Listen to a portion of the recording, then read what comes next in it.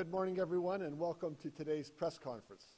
Today, we will first announce the third batch of flagship ARP grants, and second, we'll unveil an exciting opportunity for residents of the city to provide feedback on their priorities for improvements to the city-owned parks and public spaces.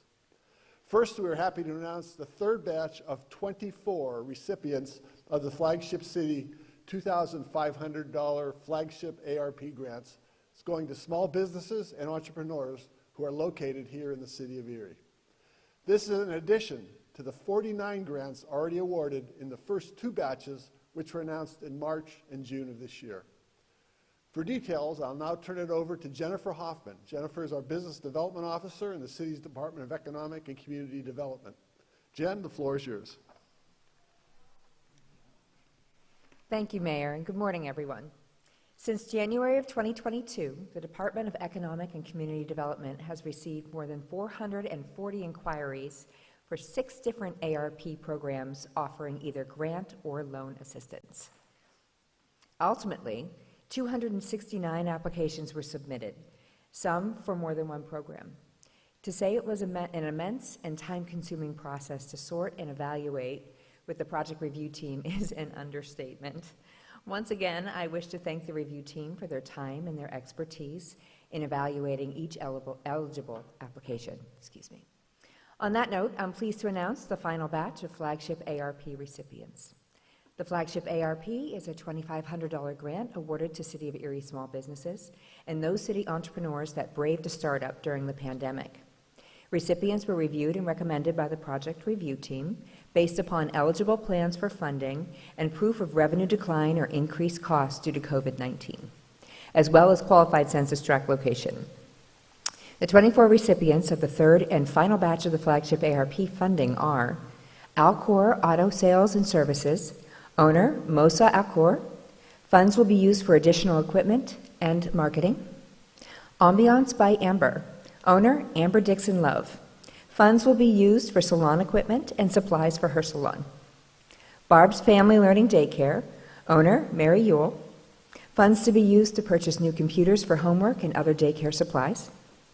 BJH Foods, owner William Hooten. Funds to be used to move this food cart business into a brick-and-mortar restaurant on East 5th Street. Candy Cafe, owner Rashad Elise Grady. Funds to be used to assist with opening a new candy shop on East Avenue. Career and Dreams, owner Taiwan Taylor. Funds to be used for youth programming and transportation. Divine Creations, owner Lolita Morris. Funds to be used to open a new salon space with opportunities for new minority-owned businesses to pop up. Easter Group Daycare, owner Sherelle Easter. Funds to be used to purchase new appliances for this 24-hour daycare service. Floral Gallery and Rose Garden Cafe, owner Laura Eaton. Funds to be used for a new computer and software to accommodate online orders and to make some repairs. Footlights Theater Performing Arts Center, owners Casey McCloskey and Sarah Little. Funds to assist with ADA accessible renovations to the studio entrances. Gem City Accounting, owner Caroline Taluki. Funds to assist with expansion of consulting services for small businesses. Gem City Creative, owner Christopher Schroeder. Funds to assist with computer upgrades to accommodate new business and new hires. Halo Hair Boutique, owner Cassandra Johnson. Funds to assist with equipment, supplies, and advertising. HJKM Construction, owner Noor Alqualti. Funds to assist with new tools and equipment. The Jazz House, owners J. Denise Grady, Rashad Grady, and Sharice Grady. Funds to assist with renovations and startup costs for this bar restaurant on East Avenue. Lombardo's Barbershop, owner Frank Lombardo. Funds to assist with day-to-day operations and COVID-19 recovery. Manis Enterprises, owners Luther, Connie, Stephanie, and Denise Manis. Funds to assist with repairs to fencing and upkeep of property. McDaniel Pottery, owner Kayla McDaniel. Funds to assist with a new kiln purchase for her increased capacity and to meet demands. Nitrous Bay Ventures Incorporated, owners Mitch Clark, Nick Preshak, Josh Krasinski. Funds to assist with manufacturing and shipping costs. Out of the Jam Logistics, owner Morgan Henderson. Funds to assist with web design, marketing, and necessary professional subscriptions for this startup transport company. She Vintage, owner Alexandria Ellis. Funds to assist with signage, marketing, and a POS system for her new location on State Street. The State Street Market, owners Hamid Albed and Hamid Hussein. Funds to assist with marketing and advertising costs. Uptown Brown Glow Lounge, owner Ollie Pulliam. Funds to assist with kitchen equipment and repairs. Finally, Whaling Marine Services, owner Nicole and Patrick Whaling. Funds to assist with website development, uniforms, and equipment. Deep breath. Okay. Congratulations to not only this final round of recipients, but to all the ARP grant recipients throughout the year. We wish you the best of luck, and we are happy to support your ventures. I wish to extend a heartfelt thank you to our 9-member project review team.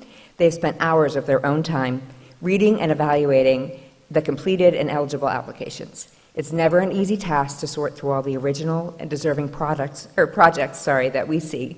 We couldn't do all of this without you, and I certainly appreciate you. And while I have the microphone, I'm going to say one more thing about Kiva. I'd like to acknowledge 2 Kiva loans that came and went so quickly, we didn't even have a chance to talk about them at a press conference.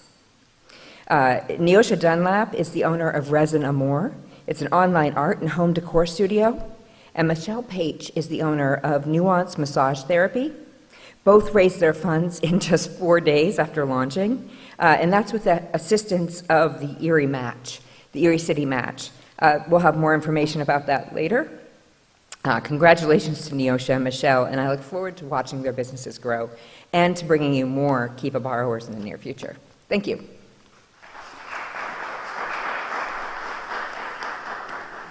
Thank you very much, Jen. We really appreciate your work on all this. And we have a number of the ARP Flagship Fund recipients here. Can we have a round of applause for those that are here with us? Thank you.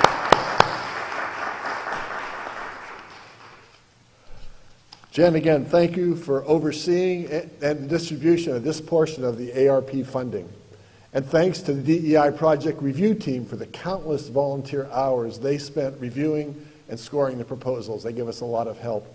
We appreciate all of you and the time you have invested in ensuring that this funding is getting into the hands of those who need it most for eligible projects and initiatives. Your decisions will have huge positive impact on the future of Erie. Again, thanks very much. As Jen mentioned, she also manages our Kiva program. Kiva is a zero interest, zero fee loan to support local entrepreneurs. You can lend as little as $25 to this program, and as borrowers make monthly payments, you can be repaid. You can also choose to leave the money in for more loans. Through this Erie City Match program, funded by PNC Bank, Northwest Bank, and the City ARP funding, every dollar that an eligible borrower raises with Kiva will be doubled, as Jen mentioned, until they reach their goal. With Kiva and Erie City Match, you can feel good about knowing that you have support of a local entrepreneur to support their dreams and move them forward. If you are interested in applying or learning more about the Kiva program, please reach out to Jen at erie@local.kiva.org for more information. Second today, we are unveiling an exciting opportunity for residents to share their priorities.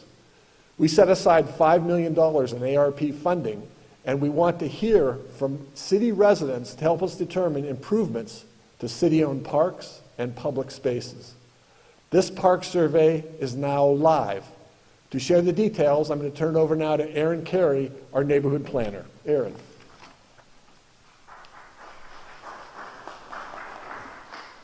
Good morning, everyone. We are very excited to announce the launch of a new process that will ensure that community members have a voice in how our public spaces are being improved. In December of 2021, as the mayor mentioned, City Council allocated $5 million of American Rescue Plan funds for much-needed improvements to parks and public spaces in the city's qualified census tracts. $370,000 of this funding will be used by the Public Works Department to add ADA-accessible curb ramps in our qualified census tracts. Another $600,000 will be used for the removal of dead trees in the public right-of-way. Both of these projects will greatly improve the safety and accessibility in these neighborhoods. For the remaining $4 million, we will be using a process called participatory budgeting to determine what kinds of improvements city residents would like to see. Participatory budgeting is a highly democratic process that allows residents to provide feedback on how and where money is being spent in the city. We will be asking residents how they would like the city to spend the approximately remaining $4 million to improve parks, boulevards, streets, and other public spaces in our neighborhoods. There will be 2 rounds of public input for this process. The first round is open now through the beginning of October, and it will help us to determine priority community projects and project locations. We'll be asking for input on the following areas: park improvements, public art, bike infrastructure, pedestrian safety, streetscaping, and street trees. Residents will be asked to provide the location of the improvement they would like to see and the type of improvement they would like to see implemented in that location. This will allow us to determine priority projects and the priority locations where money will be spent. To fill out the Round 1 survey, residents can go online to www.erie.pa.us/parksurvey and click Online Survey, or they can stop into City Hall and fill out a paper survey at the front desk. Once Round 1 of surveying is complete, the responses will be analyzed and project development will begin in collaboration with our neighborhood organizations and key city staff members. We will build out scopes for projects, cost estimates based off of this input that we're receiving in Round 1. Round 2 of input will then open in early 2023, and that will help us to determine how the budget will be spent on the specific projects that were outlined in Round 1. We will be accepting input on all city parks and public spaces throughout the city for this process. However, input collected outside of our qualified census tracts will not be eligible for ARP funding, but we will be incorporating that funding or that input into future park planning and grant applications. We encourage all city residents to take the survey and to give the voice to building public spaces that are relevant, safe, and usable for everyone. To see what census tracts are eligible for funding, to take the survey, to explore eligible project areas, or to just learn more about the process, go to www.erie.pa.us/parksurvey or stop into the lobby of City Hall and pick up a survey. Thank you.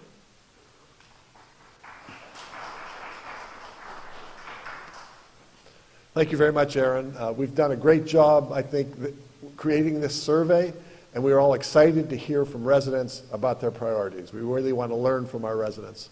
This feedback will help decide where and how to use the American Rescue Plan funds to improve city-owned parks and public spaces. This ensures that community members have a voice in how our neighborhoods are improved. Whether your priorities are security cameras at parks, a splash pad, a playground equipment, a soccer field, a football field, street trees, benches, wayfaring signage, bike paths, trails, pedestrian safety improvements, or public art, we want to hear from every one of you. This funding is available through the American Rescue Plan funds and is limited to the city's 2022 qualified census tracts as determined by HUD. However, survey responses will be collected for everywhere in the city to inform future planning efforts and to help us secure grants for projects outside of QCTs. The first round of survey is now open through October 3rd. Residents can complete the survey online at www.erie.pa.us/parksurvey. Paper surveys are also available at City Hall right here at 626 State Street. Projects will be implemented beginning in the late spring and summer of 2023 through 2026. Before I conclude, I just want to make one mention that I'm very happy to be free of COVID right now. As I think most people knew, I did contract COVID, which was the first time in 2.5 years I happened to have it. And it was an extremely bad sore throat. I don't really remember a sore throat I've ever had that's been that bad. And my ears were plugged up, and my nose was running constantly. I always had to have a tissue or a hanky with me. And I'm really happy to say now I've tested 5 days in a row with no COVID, totally COVID-free. I'm going to continue to wear the mask as I've been directed around City Hall or when I'm out with people through the close of tomorrow, Friday. And then I believe I won't need to be wearing it anymore. I'll still going to be, I think we all should still be a little careful about being too close to other people, closer than we really need to be. And let's get rid of COVID. Now that I've had it, I'm amazed at what a different kind of impact it can have on you.